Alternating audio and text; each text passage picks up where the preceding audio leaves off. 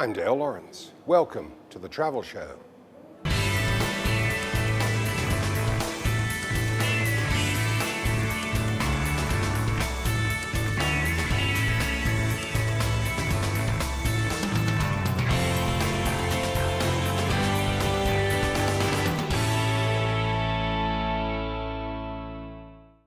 Fly different, feel extraordinary. Bangkok Airways, Asia's boutique airline. Thanks for joining us. This week we're in Chiang Mai, the largest and perhaps most culturally significant city in northern Thailand. It's a city that's always been popular with tourists, both domestic and international. Now, most international tourists will arrive here by plane from Bangkok, but the city's airport is also served by international airlines based in neighboring countries such as Korea, China, Taiwan, and Japan, all important and influential tourism source markets.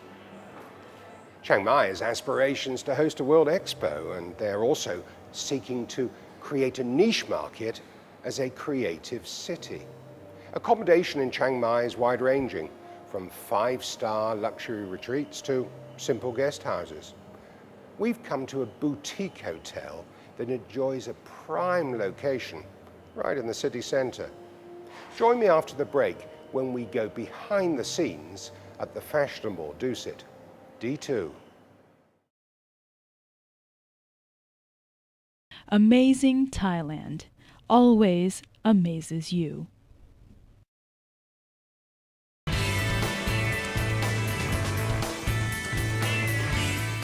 Well, I'm joined by Kun Sukanya Janchu, the general manager of the Dusit D2 Hotel, except you're not the general manager here, are you? We call you the guru. Yes, correct. And that's in keeping, I think, with the style of the property, the second generation of Dusit hotels. Is that right? Yes, that's correct. And the staff here, they all have sort of jazzy names. Your lovely public relations manager, Kundania, she's the public relations whiz, for example, Yes. isn't she? So what do you call the chef? We call our chef, actually we call F&B as drink and dine. Drink and dine. Yeah. I see. And then we call the engineer as the wives. So they it's all have little sort of little touch, yeah. catchy titles, catchy do they? touch, yes. Now, we've just witnessed this fascinating shift change where the staff at 2 p.m. going on and off duty, they come out and perform this wonderful dance routine in your hotel lobby here. Where did all that come from? Actually, it's come with the concept of the hotel since we opened Yes. last 5 years. So the design have come with all the hotel, as you can see here, the lobby, the touch is the same touch. And then we do the chip change because that's the good idea of relaxation, you know, for the boy and the girl when they come to work and they will leave the chip. And I would say we are the number one that doing this. So now you see a lot that people do something like dance, you know, in the organization, bank, and restaurant, outlet, things like that. Now, the dancers that we saw, were they about to come on duty, or were they just finishing their shift, or was it a mix of the two? It's a mix of the two. It's a mix of the two, and it is also from all of our staff. Yeah. Well, they all look very happy and enjoying it, so whether they're just about to start work or they're just finishing, they clearly love working here. We also want to tell the guests that, you know, they are happy to service you from beginning, and the one who extend the services. That was clearly evident from the way they were enjoying their dance Thank routine. you. Now, you're not only the guru of the Dusit D2, you are also the more traditional general manager of your sister hotel, the Royal Princess, aren't you? Also part of the Dusit group. And that's just about a 5-minute walk away from here, isn't it? Yes, correct. In Chiang Mai, we have 2 hotels under Dusit International. Of course, everyone knows the first one is the Royal Princess Chiang Mai. And that would opened, I think, about 25 years ago. More than 25 years. So very well established property, very well known. Very well known in Thai style, as you know, Dusit. Yeah. And you say it's in the traditional Thai style, as opposed to the Dusit D2, which is a very modern feel to it, a very fashionable type of property, isn't You it? see, as a hotel, we always think about many services, and the growth of the service in the hotel also keep updated. So that's why actually in the Dusit brand, we have 5 sub-brand. We have Dusit Thani, we have Dusit Princess, we have Dusit D2, we have also coming up Dusit Devarana Spa, and also Dusit Resident. Yeah. But how do you, sorry to interrupt, I mean, how do you manage to divide your time between running 2 very different hotels here in Chiang Mai? I would say it's a great honor to get these 2 hotels one time, because Chiang Mai actually is the good thing is we're very close. We're on the same street of the Night Plaza, or everyone know as Chang Khan Road. So I can walk up and down, and also because the style is different, but we can also have combine of some resources to help each other as well. But they're very different types of properties. So do you find that you have to sort of adopt a different mindset when you move from the fashionable Dusit D2 to the more traditional Royal Princess? Actually, maybe when they're selecting me, I'm a traditional person with a new style, so can do 2. So the obvious choice to take on That's the why I have to management be of both guru. properties, I guess. But it's a very interesting challenge, isn't it? Having to manage 2 different types, 2 different styles of properties. But you're clearly enjoying it. Do you find there's quite a difference in the type of visitor that would choose the Royal Princess as opposed to the Dusit D2? I would say that yes, because actually Royal Princess, Dusit Royal Princess, or we call Dusit Princess, is for 4 star. And this one is 5 star at the Dusit D2. New style, I would say we were the first one that opened the new style chic hotel, I would say in the Thai industry. Of course, then we are the leader in Chiang Mai that doing this new concept. Now you see a lot. Now, I'm betting that when you first opened, you probably thought you were only going to be attracting young, trendy, fashionable visitors here. But it's not the case, is it? You've actually been attracting sort of the silver ages, I mean, retired guests, families. Yes. So that must have come as a pleasant surprise, actually. Actually, I would say that when we have different period of growing of the brand, because at the beginning, of course, we're looking more on celebrity, PR, their style. Then, of course, the hotel go on this type of business is a lot in the top layer, or we call premier style. So that's why we try to expand and grab as much as possible. Of course, we cannot grab them, but we have to persuade them how they can use us. Yes, indeed.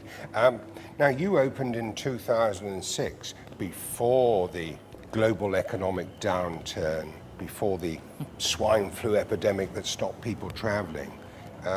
So Chiang Mai, like other destinations, other resorts right across Thailand, went through very difficult times. I would say at the beginning is what the great time, because it's the boom year of Chiang Mai. When we first opened, we also have the first year of Royal Flora. Yes. Then after that, because of the crisis within our country, the political turmoil. This is the annual Royal Flora. It's a festival of colour, really, isn't it? Is the best, and I would say that that time Chiang Mai learned of overwhelming with guests and This everything. is when sort of October, November time, is it? This year will be in November the Yeah. 9th until for longer for 99 days to 99.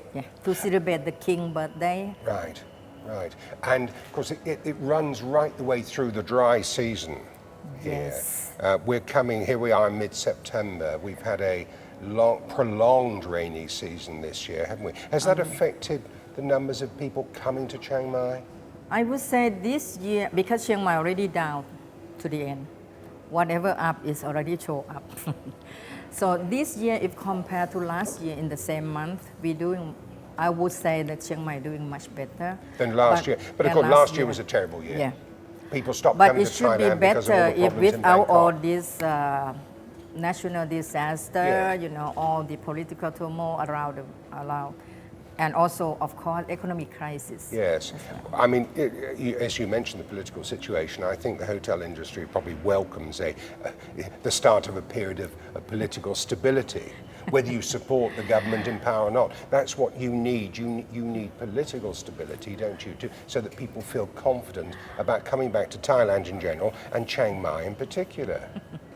I would say with the years that we continue with the political problems, I would say that it's just like any other in the world. When you have political problem, it's how you handle it, how you also prepare to, you know, change those problems into the, let people know more information, because you can see everywhere around the world the same. There is political turmoil here, but you still can go and travel. I think it's fair to say the vast majority of international visitors really don't care which party's in power. What they want to do is to come to Thailand, have a wonderful holiday, lots of really enjoyable experiences, go back home, tell all their friends and family about it, and encourage them to come. And what you need for that is stability and the confidence that you can travel freely around the country. Yeah. And it looks like we've got that now. We got that now. But I would say that the pick up of business nowadays for the hotel, not just only in Chiang Mai, in Thailand, it's everywhere in the world. It now become more short period, not like before.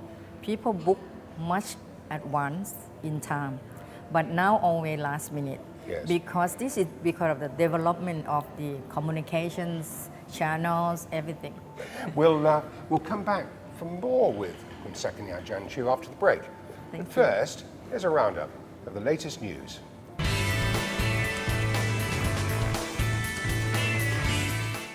Staying in Chiang Mai, the president of the Thai Hotels Association is warning about an oversupply of hotel rooms in the city.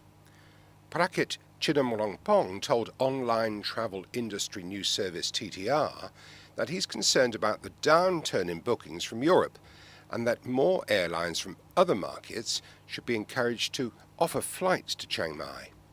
Mr. Prakit also recommended that the city's tourism leaders look closely at the potential for attracting more visitors from Russia and China. Bangkok Travel Club, the holiday arm of boutique carrier Bangkok Airways, is offering travellers the chance to take part in the world's largest tug-of-war tournament on the Japanese island of Okinawa. Bangkok Travel Club, in cooperation with Citibank, will offer a non-stop charter flight service next month from Bangkok to Okinawa Island. Okinawa lies some 400 miles southwest of the Japanese mainland. It enjoys a subtropical climate and offers a wealth of attractions for visitors.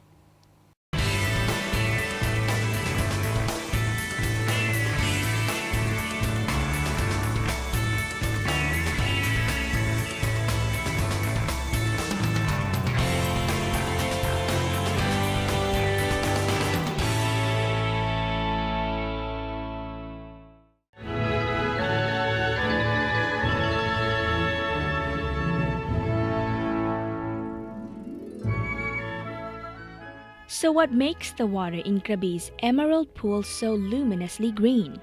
While the water is a warm 30 and 50 degrees Celsius, it's the seaweed at the bottom of the pool and the microscopic marine life that gives this water its famous hue.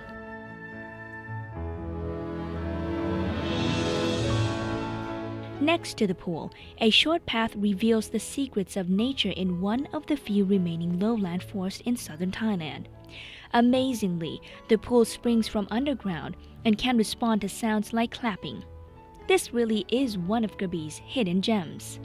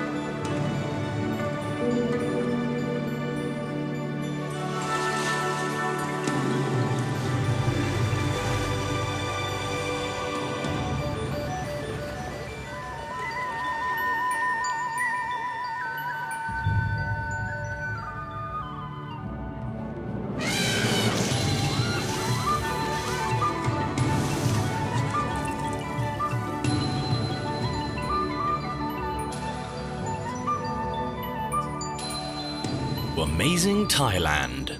Just as amazing as you remember.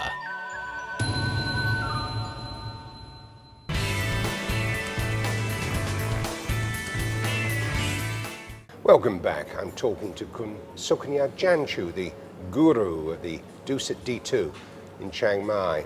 We were talking before the break about your hopes and expectations for this upcoming high season. We're just looking ahead. A subject I've covered a few times now on the travel show, this prediction or expectation by the new Thai government to attract up to 30 million visitors to Thailand by the year 2015. First of all, do you think that's a realistic expectation? And secondly, how would you go about making sure that a fair share of those visitors come to Chiang Mai?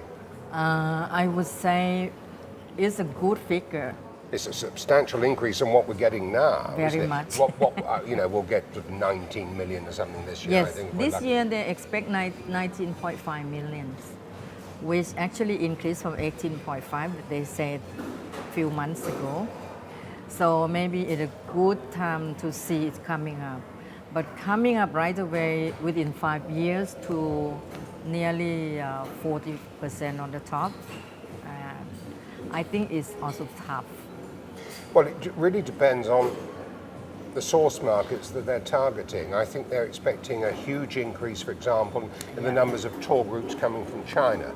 Now, the vast majority of those tourists are not staying in 4- and 5-star hotels, in the Dusit chain, for example, are they? They're choosing more modest accommodation. Actually, in every market, they also have the layer of the market. I cannot say that we don't want China. I don't say I want India. I'm sure you do want them, but you do want tourists who are prepared to come here and not only take advantage of any attractive room rate that you might be offering. You want them to spend money in the property as well, don't you? Yes, correct. Just turning away from the leisure business to the corporate market, Chiang Mai has always been staging international conferences and exhibitions, hasn't it? But there are times when it tends to miss out, either in favour of other destinations in Thailand or indeed neighbouring countries. What are the prospects, do you think, for the MICE business here? Of course, Chiang Mai already built Chiang Mai Convention Center that government already promised that will be finished by next year. And that's why the MICE business, we project for the increase. Well, there's been a few promises about that convention centre, haven't there? Not all of them kept.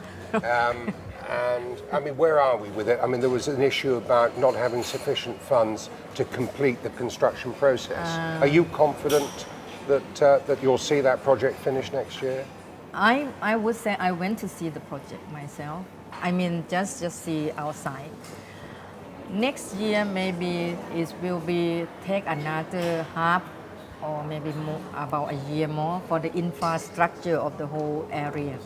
Well, you play a leading role, don't you, in the Thailand Incentive and Convention Association. So, wearing that hat, that TICA hat, you're looking to promote Chiang Mai as an attractive destination for conferences and exhibitions, that type of incentive business. That's why this month end, we also bring the convention or convex that that done by TICA. This year, the event will be in Chiang Mai. Chiang Mai was a popular destination for domestic tourists, people already living in Thailand, long before it gained a reputation as an international destination, didn't it? And I think when times have been hard for the global tourism, you've relied upon domestic tourism, haven't you, to a greater degree? Yes, certainly. Because actually Chiang Mai, I would say that Chiang Mai have the long historical as one of the best destinations in Thailand. So in the old day, I would say Chiang Mai not even have to sell, everyone just come. Yeah. But of course, they have something challenges coming up because of many situations, also new destination coming up. So that's why Chiang Mai now also have to work harder to gain back the market share. And you'll face some competition next year from Chiang Rai, of course, which is celebrating its 750th anniversary. But in a sense, you can probably ride on the back of that and perhaps encourage people to visit both cities. Thank you, that's it. I would say that also look at the advantage side. It will be stopping at Chiang Mai and then next to Chiang Rai, or maybe post from Chiang Rai back to Chiang Mai. Well, air connectivity in and out of Chiang Mai is very much better, Yes. but very much easier, Yes, isn't it? and its traveling time also not that long. Yes, I mean, you've got a lot of flights, well over 20 flights Even a day. drive, you also can drive there. Easily drive from Chiang Mai to Chiang Rai. How long would that take? 3 or It's 4 about hours? 2 hours, As- 2 to 3 hours, as quick not as more that. than that. Because you can visit also along the way. Well, there is a tremendous amount to do, not only in the city, and this property is just a short walk actually from the ancient city walls, isn't it? Yes. But in the surrounding countryside, I mean, you've got elephant trekking and river rafting. If you're brave enough to go on the zip line, you can do that as well. I know a lot of tourists, they like to go up and visit the hill tribes, don't they? So there is a tremendous choice, variation in the Actually, attractions I here. would say that we match with a lot of the Thai TAT, that we have, economic tourism, we have national tourism, we have cultural tourism. So we have quite a number that's suitable for the market and already ongoing. Well, you mentioned the TAT. Actually, they're promoting a campaign at the moment.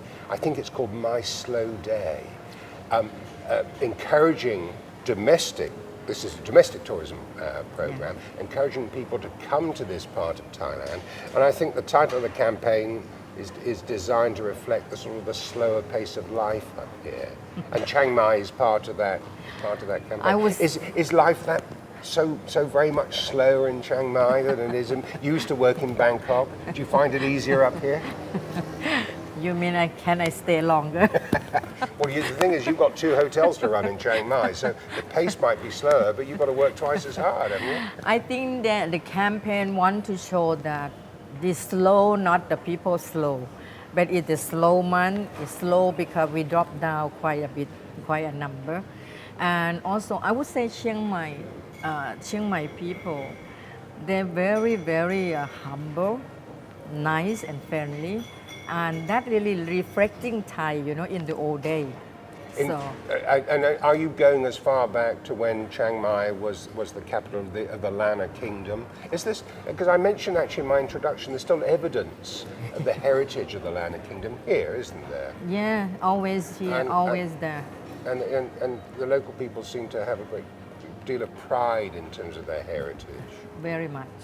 They are very much.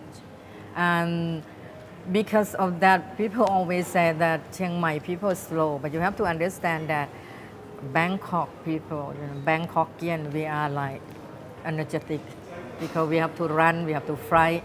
But Chiang Mai also... Well, no one's terribly quick in the rush hour in Bangkok, that's for sure. I'm sure you get around much quicker in Chiang Mai. I'm the fastest, I would say. Just coming back to the Dusit D2, I mean, who is coming here?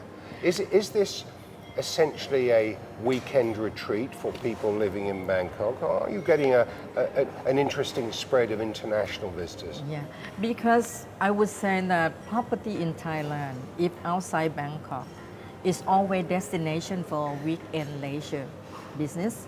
So that's why if we already have more than 40% of the market share from the local people from Bangkok.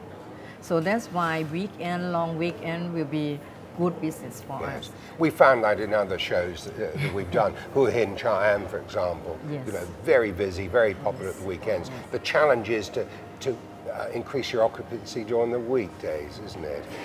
Yes, but we also based on international travelers. Of course, we have also like Australian, American, that also travel. Definitely the market that come more here is also within Asia, like Singapore, Malaysia, Indonesia, those kind of things. And some of those markets you mentioned do have direct flights into Chiang Mai, making access so much easier. Yes, especially Singapore and Korea. How are you marketing this property? I mean, this is a very modern, stylish, fashionable property. I would imagine that you would rely on viral marketing and social media to generate awareness. Is that what you're doing?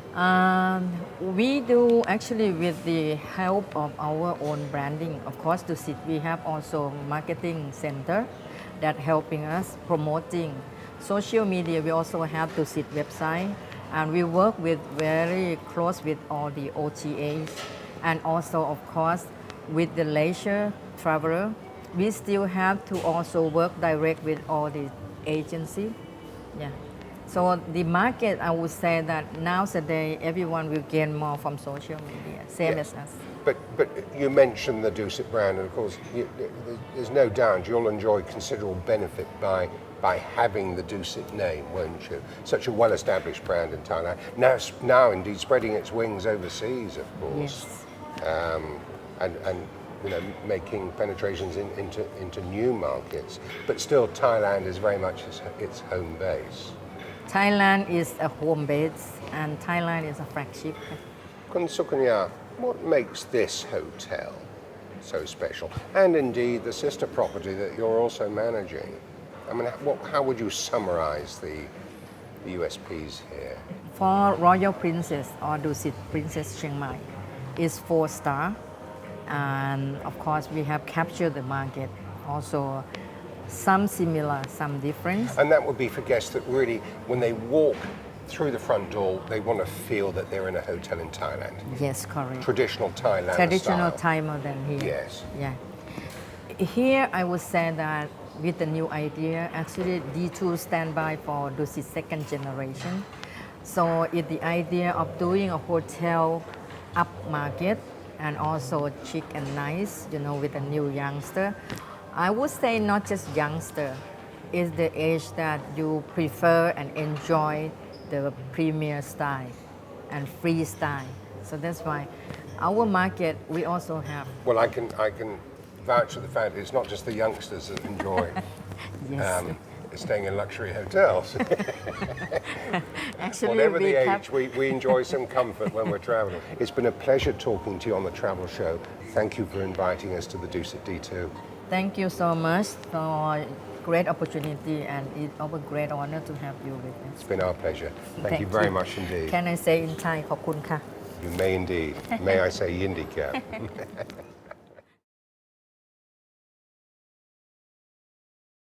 Amazing Thailand always amazes you.